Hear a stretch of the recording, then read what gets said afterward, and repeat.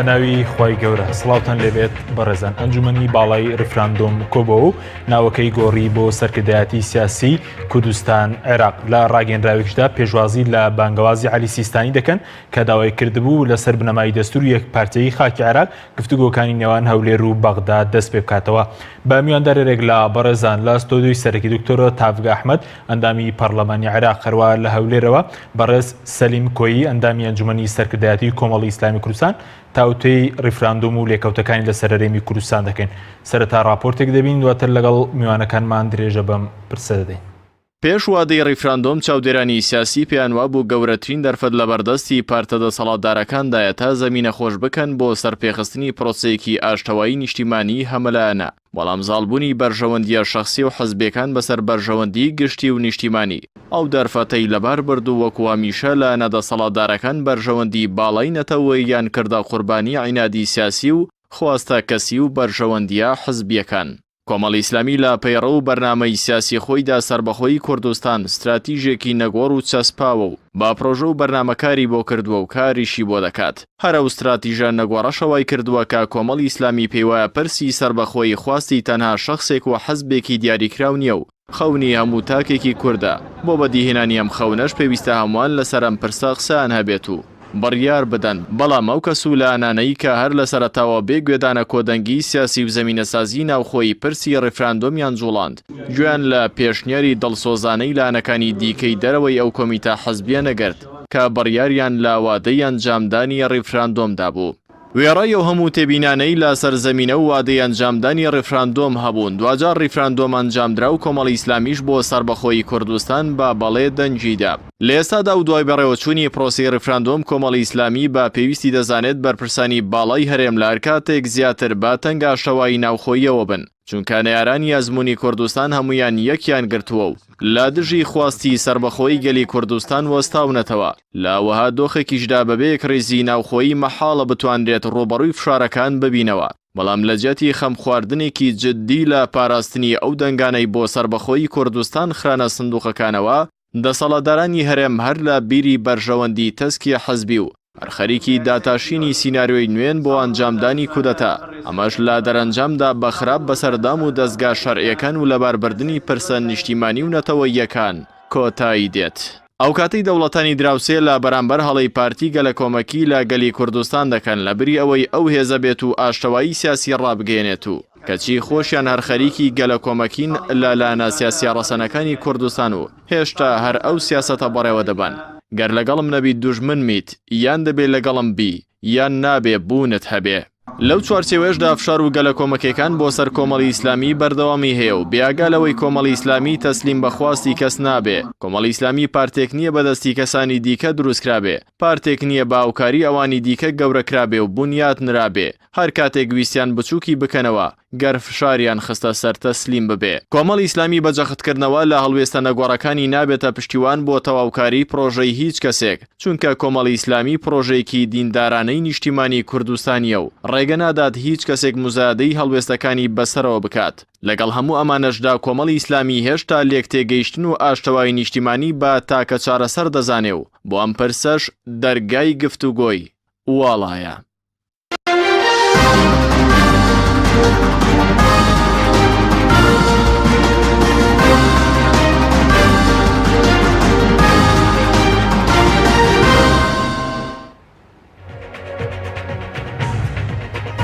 دووبارە سڵاوتان لەبێت بەڕێزان، سوپاس بۆ میوانەکانمان. دکتۆرە بەخێر بێن ئەگە سەرتا لە بەڕێستانەوە دەست پێ بکەین، با سەرتا لەوە دەست پێ بکەین وەکو پەرلەمانتارانی کورد ئێوە بەنیازن بەیانی بگەڕێنەوە بۆ بەغداد. سڵاو بۆ بەڕێزێت و بۆ کارمەندانی کەناڵی پێیان و بۆ بینەرانی کەناڵی کەیان. بەڕاستی ئێمە ئەوەی کە ئەبینرێ لە ساحی خۆمانە تا ئێستا فراکسیۆنە کوردیەکان یەکگرتو نەبووین و یەکگرتوش نابین. حقیقەتێکە ئەمە نەیەگرتو بووین نەیەگرتوشە بین، چونکە لەو ماوەی کە لە ڕۆژی 25 مانگەوانەیە کە ئەبووە ئێمە لە 24 لە بەغداد بووینایە، لە 25 لە جەلسەکەیە بووینایە، هەتا ئەم کاتەوەختە هیچ کۆبوونەوەیەک لە بینی فراکسیۆنەکانە نەکراوە. سەرۆکی فراکسیۆنەکان وەنە ئەندام پەرلەمانەکانیش ئەوەی کە بەنیازە بەڵێ بەیانی بە بڕووینەوانەیە بۆ بەغدا ئەویش یعنی هەندێکیت هەندێک نایەت لا یزال ڕێک نەبوو تۆ ئایا هەموو ئەندامانی پەرلەمان بەیەکەوان هەموو فراکسیۆنەکانە یاننا بەڵێ ئێوە دەتوان ئەگەر لە کاتی گەڕانتان بۆنە فشار دروست بکەن لەوێ کە مەسەن ناو بڕیارانە ئیلغا بکرێتەوە بوون لە پەرلەمان حکوومەتی عێراقی چکە هەندێک خەڵک لێ هەبوو لەسەرەوەی کە ئێوە لەوێ سەنگرتان سۆڵ کردووە و گەڕانەتەوە بۆ کوردستان. والله ئێمە بەسەراحەت یعنی ئەندامانی پەرلەمانی عێراق سەنگەری چۆڵ نەکردووە ئەحزابی سیاسی سەنگەری پێچۆڵەکات چکە ئێمە لە سەرەتاوە کە وەکو ئەندامانی پەرلەمان نوێنەری خەڵکی هەرێمی کوردستانی لە پەرلەمانی بەغدادا قەراراتیان قەرارات سیاسی بووە قەرارات بەدەر بوو لە قەراراتی شەخصی ئەمە لەلایەکی تر ئەگەر بێت و ئەندامانی پەرلەمان کە لە 24 یعنی 25 مانگە لە هەرێمی کوردستان نەبوونایە ئێستا ئەبوو بە بازاری خیانەت بۆ ئێمە خۆوەلو ئەمە شتێکی یعنی بڵێن سربەستی ئایا دەنگ ئەیە یاننا وەکو من یعنی بە عەلەمی ئاشکرا لە هیچ کەسێک و لە هیچ بەرپرسێ ناترسم امتیناعم کردو لە تەسویتەکان نەڕۆشتم بۆ ئەمە مووقفی منە نەوتومە بڵێ نە لەگەڵ نەخێران نە لەگەڵ بەڵێکەیان بۆ لەگەڵ بەڵێکەشانیم بۆ لەگەڵ نەخێرەکەشانیم ئەزانم ئەسبابەکانی یعنی ئەگەر بۆ یعنی باتۆزێکیش لە ڕۆغی سیاسی لەم ڕۆژانەیە بڵێن قوتابیەکی خۆم مەسیجێکی بۆ ناردبووم طبعا من مامۆستای زانکۆ بووم یەکێک لەو پرسیارانەی کە ئەم هێنایەوانێ بڵێن بەڵێ و نەخێر بوو خوێنکار ئەگەر بە بەڵێکە ڕاست بواە بەڵێش بواە هەر نیو دەرەجەمەیە زۆر جار ئەمە بەکارێنە ئەگەر نەخێر بواە ڕاستی کردایەتەوانێ دەرەجەی کامل مایە ئەهات بۆم تەلەبەکە طبعا خۆ دەزانی تەلەبە بۆ دەرەجە چۆن ئەیکا بە دەنگ لەگەڵ مامۆستایە بۆ ئەو بە مامۆستا خۆی ڕاستە تۆ بۆ بەڵێکە پێوتومەنە ئەمڕۆ لەم ماوەیە مەسیجێکی وەناردم خۆم لە بیرم چۆتەوە ئەوەی کە ئایا من ئەوەم کردووە یاننا ئەڵێ ئێستا تێگەیشتم بۆ نمرەت لێ ئەشکانم لەو بەڵەیە کە ڕاستە نیوەی دەرەجە دەیامێ ئێستا تێگەیشتم ئێمە بە بەڵێ یا بە نەخێر ئەبێ نەخێر ئەسبابەکانمان لەبەردەما بووە پشگیریشی ناکەم بە حقیقەتەن بەڵێ بەڵام ئەسبابم لەبەردەما نەبووە کە من بڵێن بە بەڵێ بیەم لەبەرەوە لە پرۆسەکەیە یعنی وەکو سیرکەرێک بەڵام وەکو دوا بڕیار ئێستا هەموو فراکسیۆنەکان ئەنی بۆ هیچ فراکسیۆنێک بڕیار نێداوە بە تەواوەتی لە بەغدا پاشەک شێ بکە بۆ منە بە یەک جارێکی بڕیاری وا درراوە نەخێر تا ئێستا بڕیاری وا نەدراوە بڵێ بەڵام ئێمە بەڕاستی ئێمە ئەگەر بە ئەشچینەوە بۆ بەغا یعنی فشار تۆ لەسەر چی ئەەکەیت لە پەرلەمان دەنگیرا تەزدیق کرا لە پەرلەمان تەنفیز کرا لە حکوومەتی عێراقی یعنی ئەم دەرچەیە نییە بۆ ئێمە کەوا بتوانین پەرلەمانی عێراق ئەمە بۆ ئێمە هەڵوەشێنێتەوە تەنیا ڕێگایەک ئەبێ کە هەندێک خاڵیتیا هەیە نایاساییە یعنی لەگەڵ دەستوری عێراقیایە بە بۆچوونی بۆ ئەکرێت ئەینا من لەو باوەڕەیە نیم کە بە نیسبەت ئەوەی کە ئێمە لە 100% ئەڵێن وڵا ئەمە نایاساییە نەخێن یاسایی و دەستوریشە بەڕای من بەڵام بەپی یاسا چووکە کاتێک کە مەحامیەک قەزەیەک گەباتەوانێ لە مەحکەمە بەپی بۆچوونی خۆی بۆ قەزێکەیە لێرە ئێمە ئەبێ ڕێگاچارەیەک بدۆزینەوە بۆ ئەو یاسا ئەوانی کە ئەو قەرارانەی کە دەرکراوە یەکلاییکەینەوە لە مەحکەمەی ئیتیحادیە ئایا لە بەرژەوەندی ئێمەیە لە بەرژەوەندی خەڵکی کوردستانە هەڵی وەشێنێ هەڵەوەشێنێتەوە ئەینا من بە تەکی دێڵم یەک قەرار لە قەرارەکان پەرلەمانی عێراق بە هیچ جۆرەکە هیچ قەدە و قەرارانە هەڵناوەشێنێتەوانێ چونکە تۆ کەوتە بابی تەنفیزەوە چ بابێک هەیە ئێمە ڕەنگە لەوێ بین فشار بۆ دروستکەین بۆ کۆمەڵێک شتی تر هەیە کە بەڕێوەیە بۆ هەرێمی کوردستان بە حقەتەن لێرە عێراق لەسەر سیانزە خاڵەکە نییە هەموو ڕۆژە تهدیداتی تری هەیە کە بتوانین وەلەو ئەوەش فشارەکە ڕەنگە فشارێکی لە 100% نەبێ بەڵام بۆکو داواکارێکی خەڵکی جەبێ ئەگەڕێنەوە. سپاس دەکەم دکتۆر دواتەگەرم و لای بەڕێگە بچین هەروێ لای کاک سەلیم. کاک سەلیم زۆر سپاس بۆ بەژاریکردن لە بەرنامەکەماندا. دەمەوێت سەرەتا لەگەڵ بەڕێستان لەو دەست پێ بکەین خوێندنەوەی بەڕێستان بۆ کۆبوونەوەکەی ئەنجومەنی باڵای ڕیفراندۆم کە ئەمڕۆ دوا کۆبوونەوەی ئەنجام دەک کە نە کۆمەڵی ئیسلامی و نەبستنەوەی گۆڕانش لەم ئەنجومەنە بەشدارە و دووبارە ناوەکان گۆڕیەوە بۆ سەرکردایەتی سیاسی کوردستان عێراق. خوێندنەوەی بەڕێزت بۆ ئەم کۆبوونەوەی و گۆڕین ناوەکەی چییە؟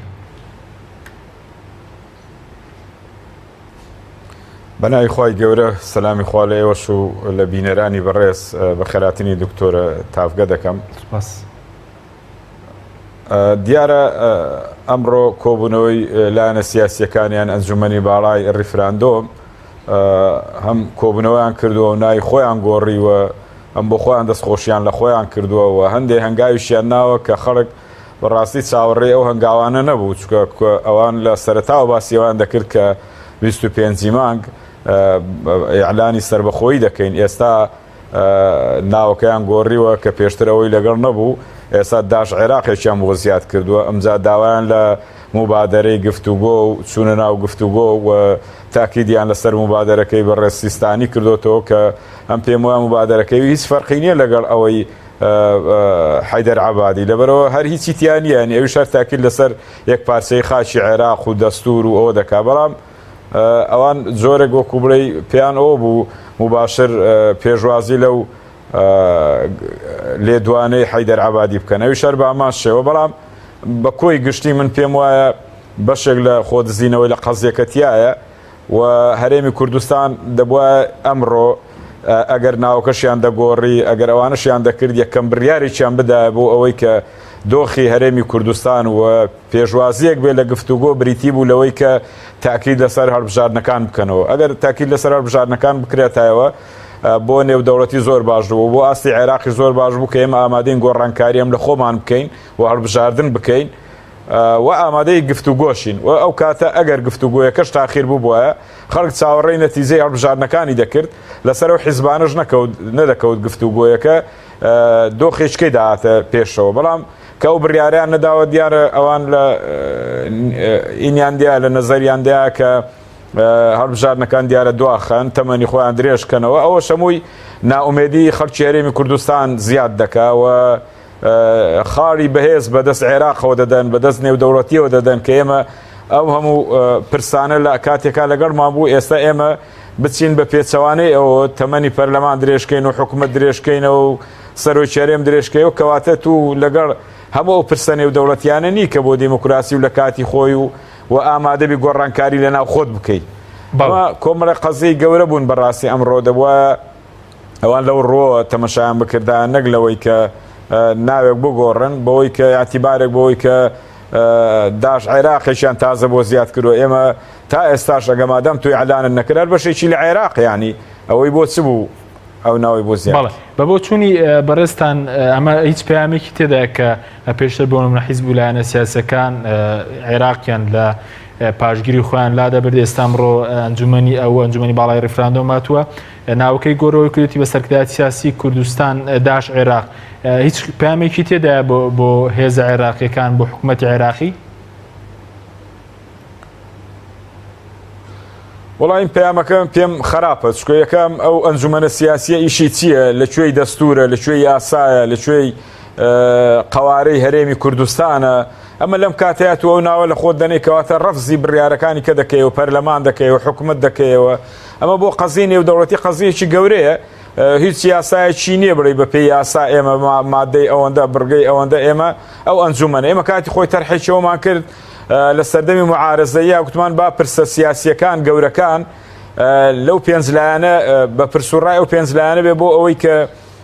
هەرێمی کوردستان نەکەوێتە قەیرانەوە ئێستا لەو کاتەیە دێن ئەمە زوندوو دەکەنەوە و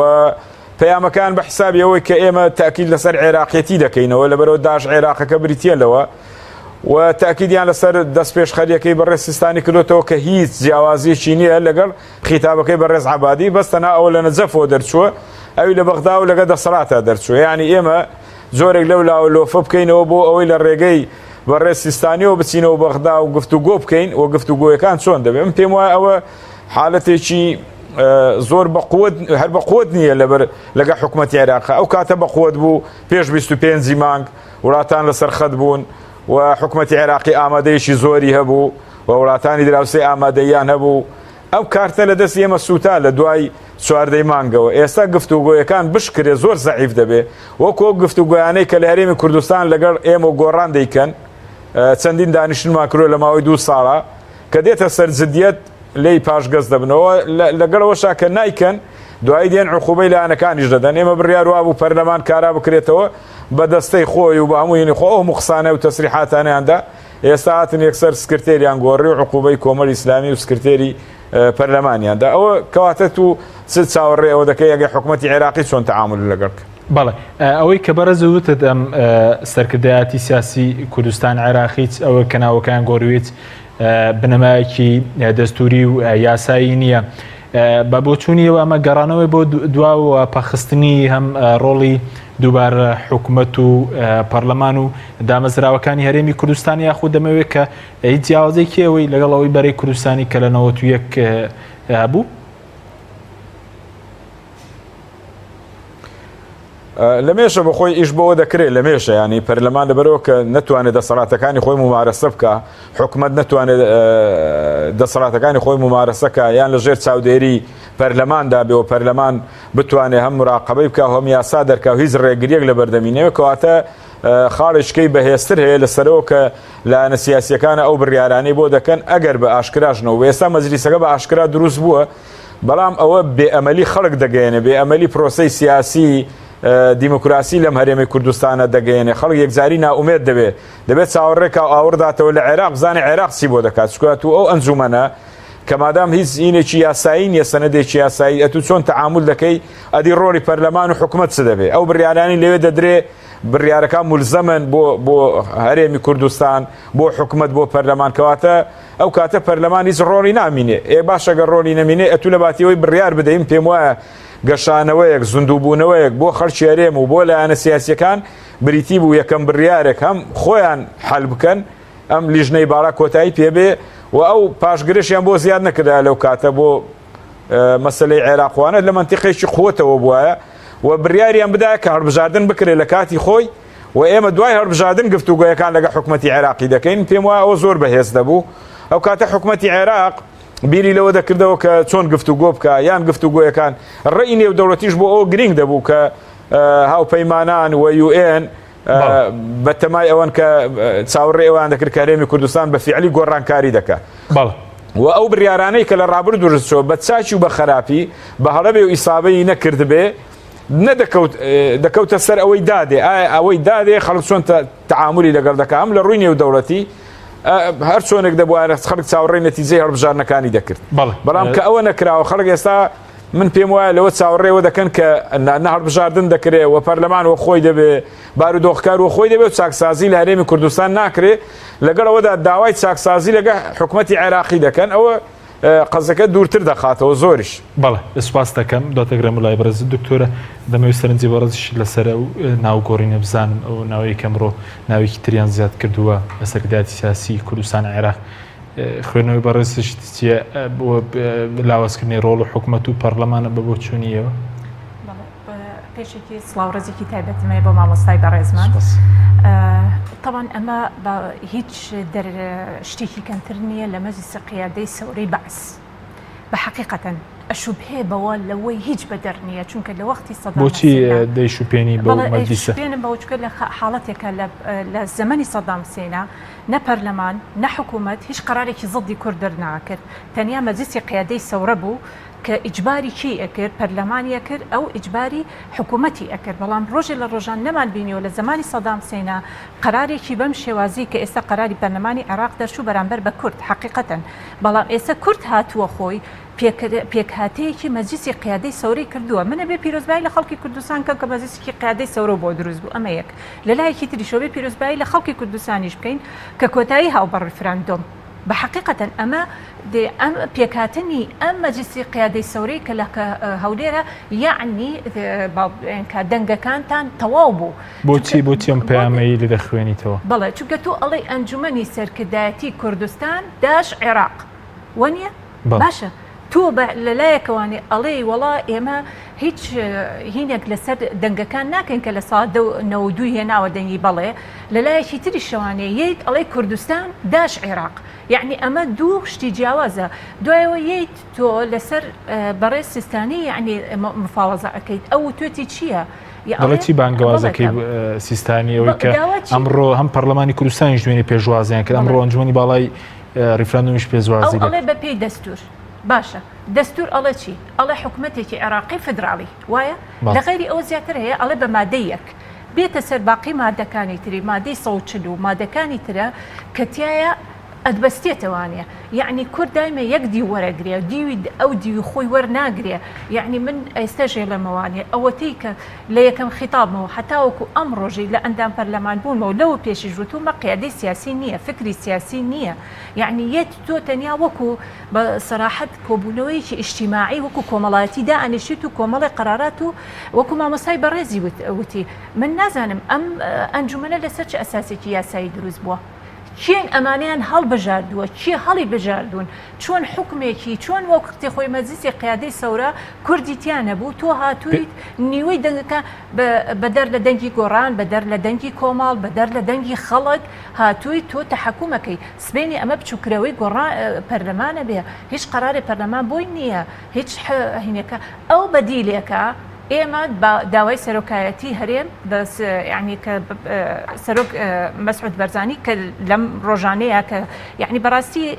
لە ڕووی یاسایی ئەوانەیە کە پەرلەمان ئەوە جاری پێشوش ینی ئەوە متوتەوانی ئێستا ئەتوانیت کە تۆ بڵێ مەسعود بەرزانی شەرعێتێکی وەرگرت بە دەنگان لە ناو پەرلەمانی کوردستانە لە چواردەی چوارە لە چواردەی نوێە بەڵێ لەبەرەوەی کە تۆ دەنگتدا بە ڕیفراندۆمەکە کە لەوە بوو لە ئەساسە ڕیفراندۆمەکە یاسایی بوو لەوە لە ئەساسیشە ئەگەر ئەمەی کە ئەکرێ لە هەرێمی کوردستانە ئێمە ئەگەر بێت و بێت لەمە ڕوون ببینەوانێ لەم ڕیفراندۆمی کە کراوە لە نەتائیجەکەشی کە ئەڵێ من لە ساڵانەوە دوم هەیە و بە بەڵێ وەرم گرتووە من تێنەگەیشتم یعنی ئایا دەنگی چ محافظەیەک چەندێ بۆدانە غێرە بە یاسایەکی بۆ دەرچێ من لە کاتێکا پێ دەڵم بەڵێ ڕیفراندۆمەکەم سەرکەوتووە ئەگەر لەوەنە لە محافظەی فلان ئەوە نەبێنێ لەوە نەبێنێ بە کۆی یاسایەک ئێمە بە یاسایی نەمان کرد ڕێزم هەیە وەکو کۆمەڵایەتیە کردمان هەمووی یعنی بەم شێوازە بووە بەڵام پێتاوای بۆ چێ دروستکردنیەم سەرکردایەتیە وەڵاهی بۆمانەوەی دەسەڵات یعنی لە کورسی تەبدیلکردن لە کورسێکەوە ڕێن بۆ کورسێکی تر یعنی ئەمە خۆی واقعەکە وا ئەگرێتەوانێ ئەوەی کە بەڕێز مەسعود بەرزانی ئەڵێ من جاری داهاتوو نازانین دەردی مامۆستا ژووتی بەڕێزی شدوتێ خۆی هەڵابژێرێتەوانێ بەڵام لە ئێستەوانێ پێگەیەکی سیاسی بەقوەتی هەر کاتێ بێ پەرلەمان داخە هەر کاتێک بێوێ قەرارەکانی حکوومەت جامدکە ئەوانە بن بە سوڵتە مەجلیسی قیادەی سەورەی سەدام حوسێن پەرلەمانیشی بیویستایە قانون نەیەهێش بڕوا نەیەهێش یعنی کەواتە ئەمە بەدیلێکە بۆ پەرلەمان بەدیلێکە بۆ حکوومەت بەدیلێکە بۆ دەنگی ئازادی خەڵک یعنی لە هیچ وڵاتێکان نەبووە کە تۆ دابنیشیت بە ناوی خۆ دەنێ ئەنجومەنی سەرکردایەتی سیاسی کوردستان کە تۆ ئەزانی دوو بەرەی زۆر گەورە هەر بۆ نمونە کۆمەڵی ئیسلامی لەگەڵ بزوتنەوەی گۆڕان 30 کورسیان هەیە لە هەرێمی کوردستان لە پەرلەمانی کوردستانە پێشێلی بکەیت یعنی ئەمەی کە ئەگونجێت هیچ نییە لە واقعەیەکی نازانم یعنی نازانم ناوی بنێن چی هیچ شتێکی بۆ چوونێک نییە لە کوردستان سوپاس دەکەم دکتۆرە دواتر گرم وڵای بەز کاک سەلیمە گەمگرم وڵای بەڕێزت هەمەوەی کە بەڕێزتم دکتۆرەش باسییان لێوەکە دەبژەوەیە کە ئێستا ئەنجومەنی باڵای ریفراندۆم یا خۆ بڵێن ئەوەی کە ئەمڕۆ ناوەکان گۆڕیوە سەرکردایەتی سیاسی کوردستان عێراق پێشوازی لە دەست پێشخەرەکەی سیستانی دەکەن کە داوای یەک پارچەی خاکی عێراق دەکەوە پێشتریش لە سەرەتایی دەست پێشخەرەکەی باسی لەو کوکەوت دژی جیابوونەوەی کووردە بەڵام بۆ پێشتر پێشوازی لەو هەموو هەوڵە نێودوڵەتیانە دەکرا ئێستا کامیان بۆ کورد پێ دوایە بەرهەمدارتر دەبێت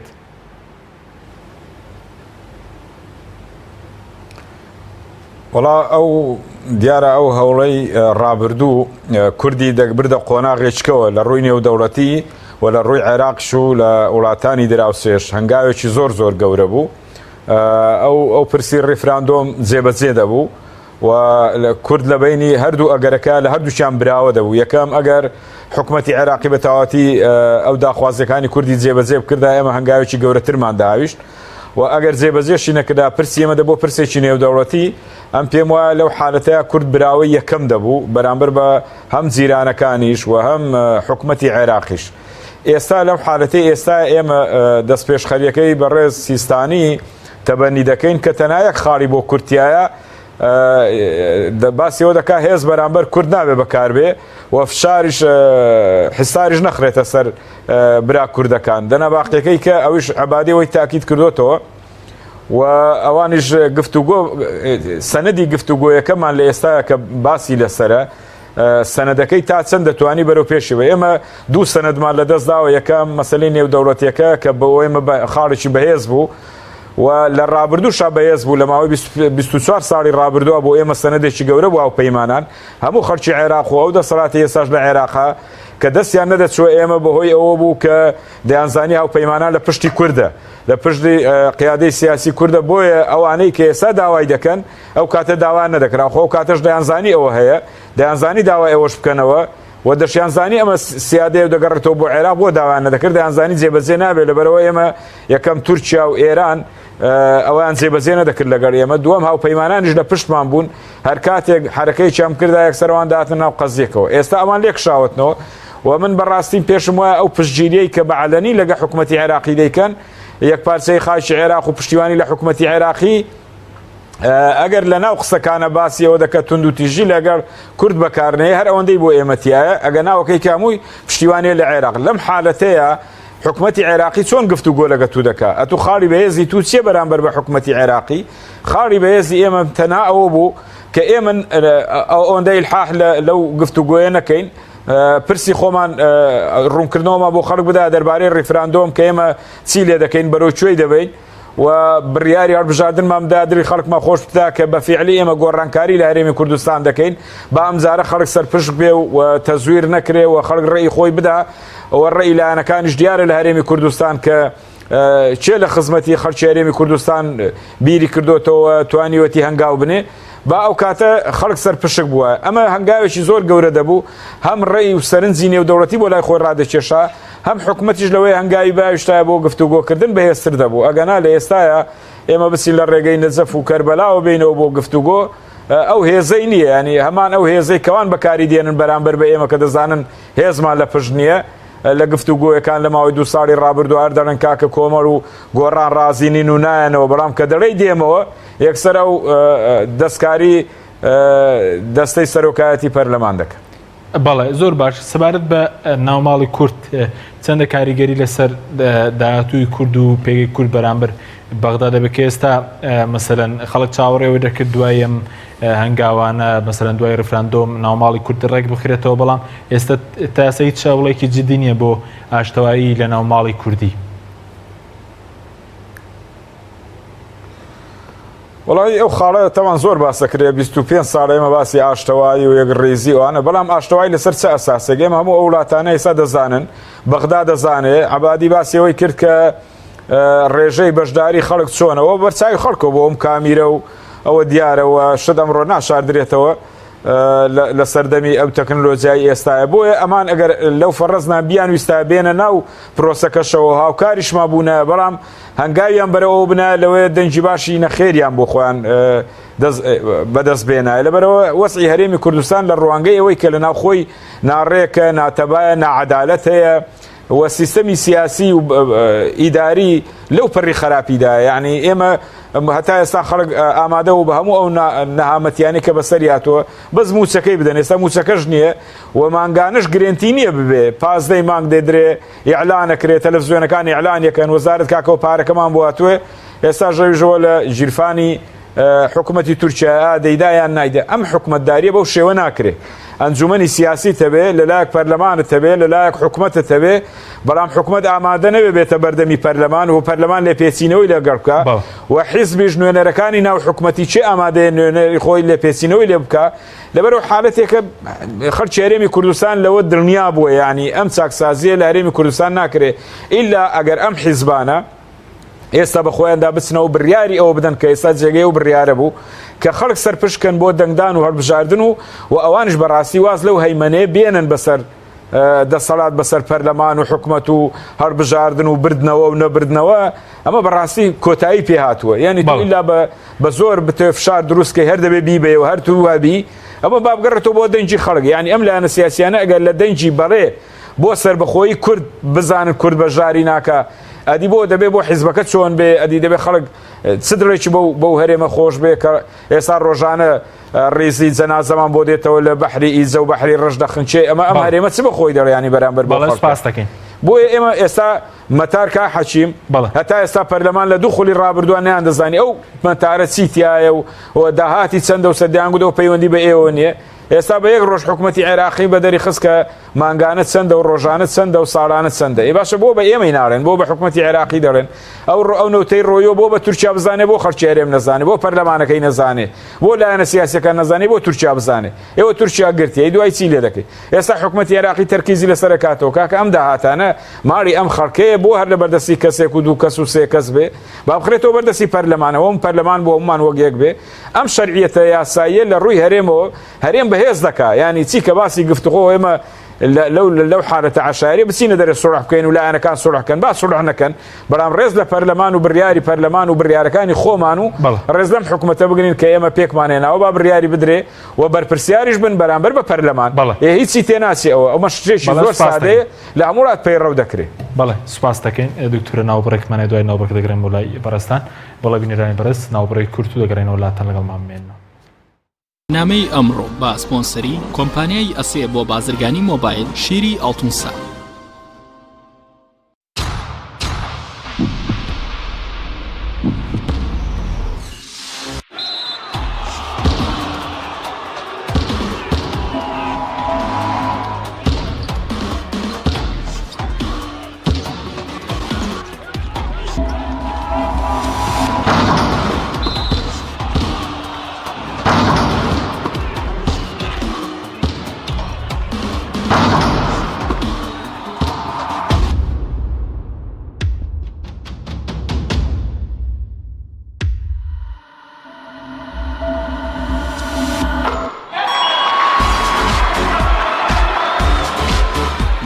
سەرکەوتنە گەورەیە تەنها شیری وشکی ئاڵتونسای تەمێکی ڕاستەقینە و 100% سروشتی نۆشی کە و هەمیشە بە بەهێزی بمێنەرەوە.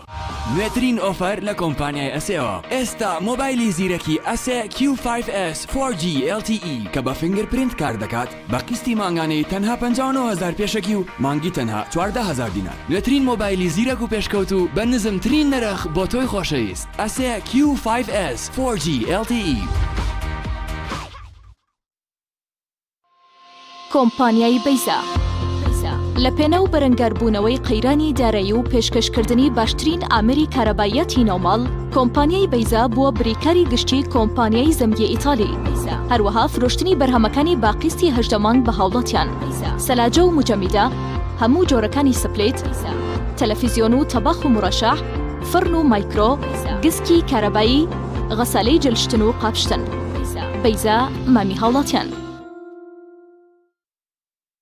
سنتەری گوڵهنگ بۆ جادەرمانی سروشتی بۆ لە شولارێکی ڕێک و تەندروست هەڵدەستێت بە دابینکردنی کۆمەڵێت چای جادەرمان لەوانە چاینانە بە سوودە بۆ ڕیخۆڵە و گەدە و نەهێشتنی غازات مێشک و سووری خوێن چالاک دەکات لە دڵتێک هەڵچوون دەتپارێزێت بە تایبەت بۆ ئافرەتانی دووجان چای زەنجەفیل و لیمۆ هەنجوین بەرگری لەش بەهێز دەکات و بە سوودە بۆ هەڵامان شەشی لەشکەم دەکات و لاشت پاک دەکاتەوە لە مادەی ژەهراوی بە سوودە بە ئەوکردنی قورگ و فرێدانی بەڵغەم چای سەوزە جینگۆ کۆلسترۆل دادەبەزێنێ بە سوودە بۆ دابەزانی پەستانی خوێن و ڕێگرە لە زەهایمان چای جیسینگ بە چای دژە پیری ناسراوە توانای سێکسیت بەهێز دەکات و چالاک بەشی جگەر و دڵ و مێشک و گورچی لەیە چای گوڵە حاجیلە دژی هەوکردن و گرژبوونی ماسوولکەیە تادا دەبەزێنێت و ئازار کەم دەکاتەوە هەروەها بە سوودە بۆ ئازاری سووری مانگانە.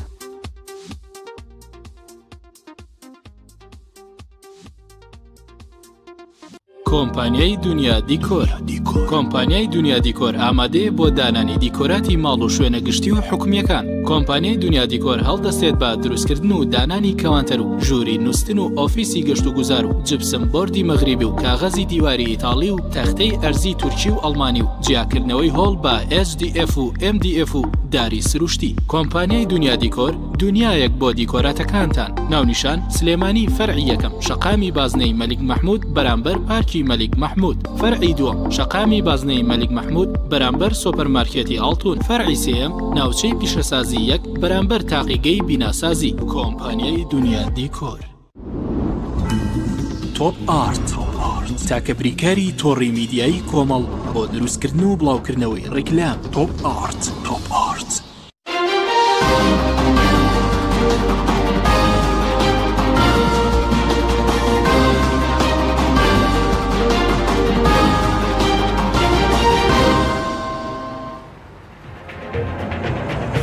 دووبارە سڵاوتان لەبێت بەڕێزان دکتۆرە ئەگەر بێنە سەر مەسڵەی گفتوگۆی نێوان هەرێم و بەغداد پێ دوایە ئەوەی کە ئێستا حکوومەتی عێراقی داوای دەکات ئەنجامی ئەم ڕیفراندۆمە هەڵپەسێرێت و کاری پێ نەکرێت و لە بەرامبەریدا هەرێم باز لە گفتوگۆ دەکات ئێستا پێتان وایە بەبێ هەڵپەساردنی ئەنجامەکەی هەرێم دەتوانێت گفتوگۆ لەگەڵ بەغداد بکات؟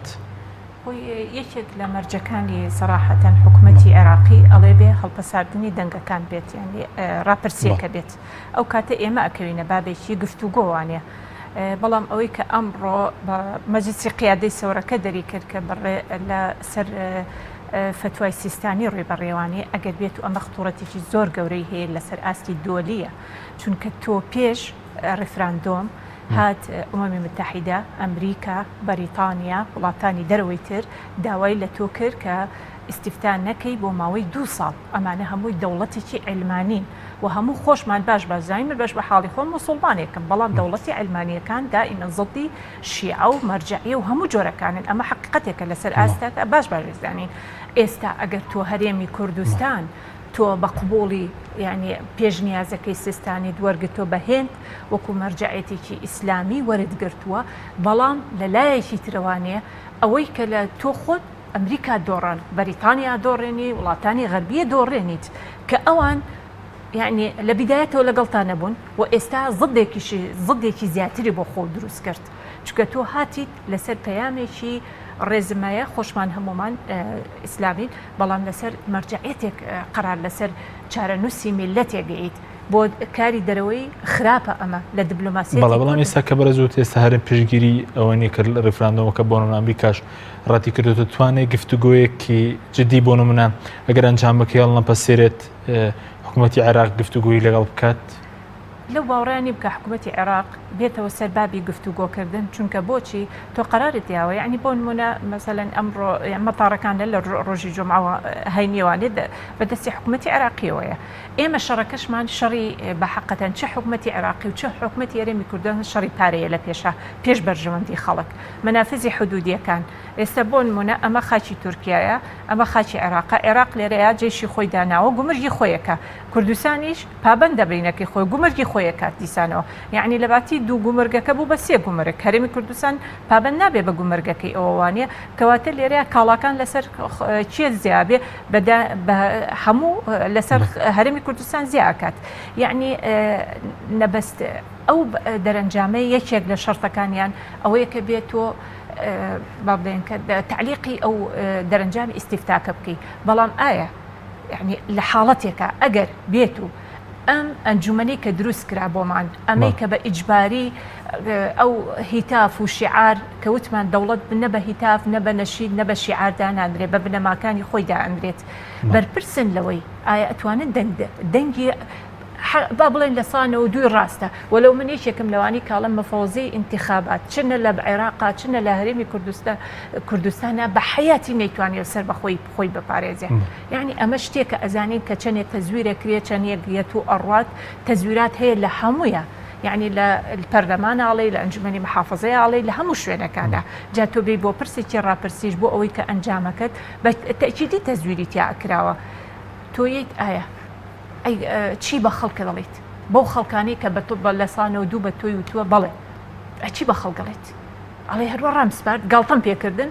خۆمە یاریێکی دووگۆڵی نییە یعنی تۆ بە مەسیری میلەتێک ئەمڕۆ بەڵێ بڕۆ بۆ دەنگان من تەحملی مەسئولیەتەکەم سبێنێش یەیتوانی نەخێر ساحە چۆڵکەن تعلیقی یەکەم یعنی مەشهدێکی ڕوون نییە بۆ ئەو خەڵکە تۆ بە چارەنووسی میلەتێک کە لەنەوە یەکەوە یاری پێکردووە لا یزال یاریەکان بەردەوامە لەکوێیە کۆتاییەت ئەم یاریە ئەوەی کە ئێستا ئێمە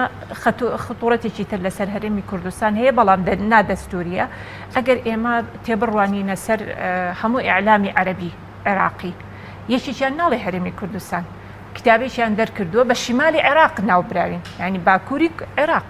یعنی کەواتە لە ئێستا و لە ئیعلامە تەسبیت کرا پەرلەمان خەریکی ئەوەیە کەوا بگەڕێت بۆ دەرچەیەکی یاسایی کە تۆ هەرێمەکەت هەڵوەشێنێتەوانێت چونکە ئەمە خیتابی مەرجعیە بۆ لە ئەساسیشە ئێمە نابێت لەو خیتابەی بەڕێز سیستانیە فقط بەس بین ئەبێ خیتابەکانی تری مەرجعیە بێنین کە تێکەڵەکرێ هەر یەکەیان ئەڵێ ئێمە ئەمانەوێت ئەوەی هەرێم هەر نەماوە کەرکک ئەوە هەر یعنی وەکو ئەڵێ دەردی بە کوردەکەی با بڵێن بڤەیە باسی بکەین سلێمانی پارێزگای سلێمانی پارێزگای هەولێر پارێزگای دوهۆک ئێستا ئەو هەنگاوە بەرەو ئەوە ئەڕات بەڵام ئەوە طبعا تقریبا ئەوە گۆڕانکاری ئەوێ لە دەستورە چووکە لە دەستورە هەرێم هەیە و ینی ئەترافی پێکراوە لە لای یاسادانان عێراق خۆی تقریبا 1300 یاسایی هەیە دەرچەی یاسایی بۆ دۆزێتەوە چۆن ئەم قرارانەی دەرکرد کولی قرارێکی دەرچێکی یاسایی هەیە ئەشتوانێ بە قرارێکی یاسایی بۆ ئەوش بدۆزێتەوانێ و بەوەی کە ڕاپرسێ بۆ دەستورەکەات احتیمال دەستور ئێمە لە بدایەتی 2014 کە ڕۆشتوین داوامان کردو لیژنەیەک پێک بێ بۆ مادەی 140 خۆشمان لا مبالات بوو یعنی بەڕاستی سەرۆک فراکسۆنەکان تاوانباری یەکەمن چونکە تۆ کاتێک کە داوای ئەو لیژنەیە ئەەکەیت ئەبێت یعنی بەتەنیا بە شخصێکی وەکو دکتۆرە تافگا بێ بگەڕێتەوە بۆ مەرجعەتەکەی خۆت کە سەرۆکی فراکسۆنەکەی حیزبەکەتە ئیشێکی جددیمان نەکرد لە دەورەی پێشوو نە لەم دەورەیەشە بۆ ئەوەی کەوا ئەو لیژنەیە نکوڵی لەسەر بکەین لیژنەکە ئەلە لە قەلبمان زانیە تەطبیع ئەو ئیحسایە و ئیستیفتایە شتێکمان بکردایە لەسەری بەڵام نە لە دەورەی پێشوە نە لە دەورەیەشە نە لیژنەکە پێکات و نە لە هینەژەکرێ کورد بە یەک خاڵی دەستور دڵی خۆشە ئەویش کاڵێ لە مادەی 142 ئەگەر سێ محافظە ئیستیفتایەک بکرێ بە حساب بابدەنکە هەڵۆشێتەوە ئەی بۆ پێچەوانە ئێمە ئەو خاڵەمان بە پۆزتیفی بۆ خۆمان وەرگرتووە ئەی پێچەوانەکەی تۆ هەر یعنی ئیستیفتایەک بکەی کە زدی عەرەبی تیابێ قومی عەرەبی و زدی وحدەی عێراقی تیابێ فیدراڵێتی عێراقی تیا هەبێ نەگم سێ محافظە حەو محافظە هەڵێوەشێنێتەوە بۆت یعنی دەستور کە دانراوە ڕێزم هەیە بۆیان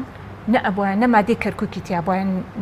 ناوچە دابراوەکانی تیابووە نە کەرکووکی تیابووە ئەبووە ئەویش وەکو محافظەکانی عێراق سەهلتر بوو لە سندنەوەی کەرکووک لەسەر عێراق بێنین کە ئێمە کەرکووک بریتە لە بە حقیقەتەن قودی هەموو عێراق چۆن بەسڕە عینە شت قودی هەموو عێراق لەناو ئەو احتیاطی لە کەرکووکە هەیە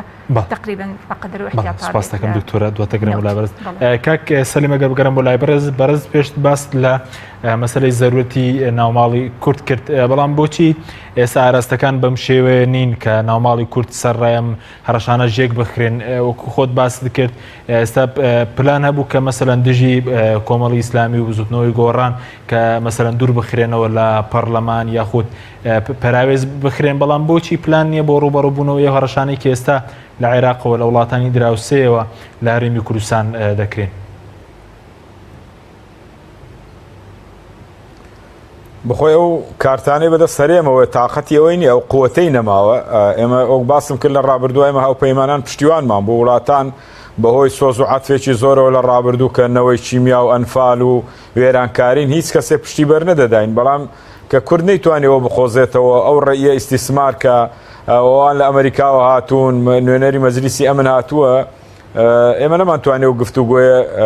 چڕ بکەینەوە و ڕێیوان وەرگرین و بیخێنە ناو عێراقەوە ئەوە دەرفەتێک بوو ئێستا کە ئەوان ڕێی بەڕێ سیستانیان پێ باشە ینی وەکو بەدیلێک کە بەدیلی کە نییە لە بەرەوە گەنا ئێمە ڕێی وەکو دکتۆرە باسی کرد ئەو ڕێیە بە قووەت و بەهێزە کاتێکی بەهێز بوو لە دەستمان و کارتی ڕیفراندۆمی شەر بە دەستمانەوە بخۆوە نەسوتا بوو ئێستا کارتەکانی دەستمان کە هێزی هەبێ سوتاوە هیچ کارتێکمان لەبەر دەست نەماوە لەبەرەوە تاکە کارتێکەوەیە کە ئەمان چۆن ئێستا من تەسەورەکەم هەرچەندە پێم ناخۆشە ینی بەڵام حکوومەتی عێراقی لە ئێستاە لەبەرەوە پشتیوانیەکی نێودەوڵەتی زۆر بەهێزی هەیە ئێستا لەو ڕۆوە هەموو وڵاتانی عەرەبی هەموو وڵاتانی ئەوەی کە دۆستیشی نەبوو ناحەزی عێراقیش بوو قسەی پێدەگوت بە تائیفی بۆوانە ئێستا پشتیوانی لێ دەکا کەواتە حکوومەتی عێراقی لەو ڕۆ چۆتە پێشێ ئایا تا چەند گفتوگۆ لەگە کورد دەکا لە ئێستا پێم وانێ گفتوگۆ لەگە کورد بکە چەندە قسەیەکی ناخۆشە پێم ناخۆشە بەڵام ئەو واقعە تا دەگات هەڵبژاردنەکان بۆیە ئێستا کورد دەرفەت بوو ئەوان چۆن خەریکی حملی هەڵبژاردن دەبن لە داهاتووە ئێمەش هەڵبژاردنەکانمان بکردا ئەگەر ناوان تا هەڵبژاردنەکان پێم وانە هیچ دەرەنجامێکی گفتوگۆیەکانمەوە گفتوگۆیەکان چۆن دەبێ ئێمە دەبێت دەستبەرداری ئەو داواکاریانی وان دەبین ئەگەر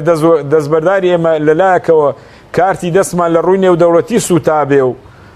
لە ڕووی عێراقشەوە بسووتێ ماناوە هەر کورد زۆر گسکە دەبێتەوە ئەوەی کە بەڕاستی کاتی خۆی سەرنجیان نەدایە برێت بە گۆڕ باسی سێپارێزگایەکەی کردیانی ئەمە خاڵێک بوو من 1-2 جاری کەش باسم کرد بە هەند وەرنەگیرە ئەوە بۆ باسی سێپارێ بۆ نێگوت هەولێر و بەغدا باسی سلێمانی کرد باسی هەولێری کرد باسی دۆچی کرد کە ئێمە لەگەڵ ئەم سێ پارێزگایە بەجیا دانیشتوین ئەمە ئیشارەتێکی بەهێزە بۆ حکوومەتی عێراقی و ئەم حکوومەتی عێراقی و کارتە بەهێزەی لە بەردەستێتی لە ڕووی ئێران و تورکیا و نێودەوڵەتی وا بە ئاسانی لە دەستی نادا و بەتاکید وەکو بڵێیت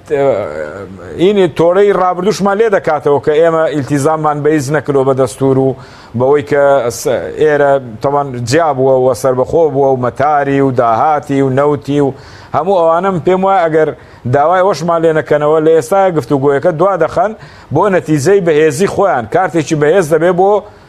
ئەو دەسەڵاتەی ئێستا بۆ هەڵبژاردنەکان ئەگەر ناگفتوگۆ بکە ئەوانش حیسابیەوە دەکەن کە لەگە کورد دەگەنە چ نەتیجەیە بۆیم پێم وایە ئێمە لەو حالەتەیە کارتە بەهێزەکانمان بگەڕێنەوە ناوخۆ و ئەو پاکێزانە ئێمە لە ڕابردوو دامانە دەستیان زۆر درسۆزانە و بە بەردەوام درسۆزانە لەسەر تەلەڤیزیۆن پێشنیار دەکەین بە سیس پێشنیارەکانی ئێمە وەرناگیرێ پرۆژە چاکسازیەکەمان وەرناگیرێ بەڵام ئەوەندەی قسەی یەکێک تەقاوتێک لە وڵاتێکەوە دێ هەموو مەساری هەرێمی کوردستان دەگۆڕێ کە ئەمە حساب لە سیاسەتی نێودەوڵەتی ئێمە لە هەموو کەس درسۆزترین بۆ خەرچی خۆمان بۆ وڵاتی خۆمان و ئێمە دەزانین دەنگ و باز لێرە چۆنە و تەحملی مەسئولیاتەکەی دەکەین لەبەرەوە ڤیزەی دەوڵەتێکمان لە جیرفانە نییە سبەینە بڕۆین هەر دەبێت لێرە بازەکەین لێبەرەوە بە خۆمان دەزانین تەعامل چۆن بکەین هەم لەگەڵ عێراقا و هەم لەگەڵ لە ڕووی نێودەوڵەتیە بەڵام بەڕاستی ئەوە گوێی لێ ناگیرێ و حیسابی بۆ ناکرێ و هەر بۆتە منافەسەیەکی حیزبی بە بەردەوام سۆلح و سەراحەت و ئەم حکوومەتە ئێمە نەکەوتە سەر پێ ئەم پەرلەمانەیەمە نەبووە ساحێب بڕیار ئێستا دەیانێت بە زۆرێشکە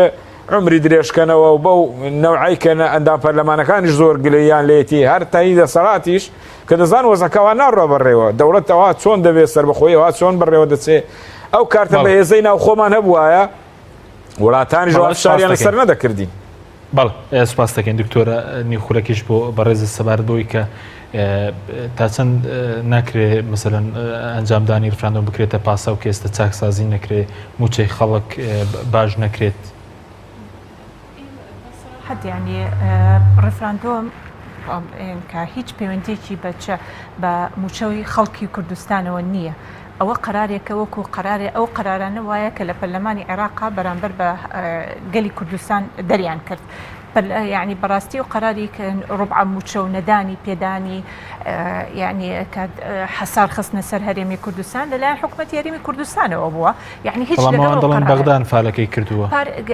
یعنی بەغدا من لەگەڵ ئەوەیان نیم یعنی بەڕاستی بڵێن کە تۆڵی بەغا لە ساسە نەخێت لە ساڵنەوەی تۆ تاوانباری بۆ تاوانباری تۆ خۆت سربەخۆی نەوتێ کە لە دەی 6 2014 ئیعلانی سربەخۆی نەوتێ کرد ئێکەواتە یعنی خۆم خۆمەژێنم یعنی خۆ من دیفاع لە بەغداد ناکەم ڕاستە بەغا لە کۆمەڵێ شتیترا لە مەسئلەی دەرمان و مەسئلەی پارێ جوتیاران و کۆمەڵێک بە کورتی ئێستا وەکراوەتە پاسا بۆی دۆ خێرێم ئەو بەنادیاری بمێنێتەوە ڕیفراندۆمەکە نەموچەی خەڵک باش بکرێ نە ئەنگاو بنرێ بۆ کاراکردنەوەیکی باشی پەرلەمان خۆی هەر لە سەرەتاوە ئەوە ئەهدافەکە بووە چونکە بە دروستکردنی ئەنجومەنی سەرکردایەتی سیاسی کوردستان عێراق ئەمەیە ئەمە ئەهدافەکەیە نقطە سەریدێڕ یعنی تعلیقی نتائجی استفتاکەی زۆر سپاس بۆ بەڕێز دکتۆرە تافگە ئەحمەد بە ناوی پەرلەمانی عێراق کە لە ستودیۆی سەرەکی لەگەڵمان بووی هەروە زۆر سپاس بۆ بەڕێز سەلیم کۆیی ئەندامی سەرکردایەتی کۆمەڵی ئیسلامی کوردستان کە لە هەولێرەوە لەگەڵمان بووی سپاس بۆ بینەرانی بەڕێز سپاس بۆ هاوکارانم خواتان لەگەڵ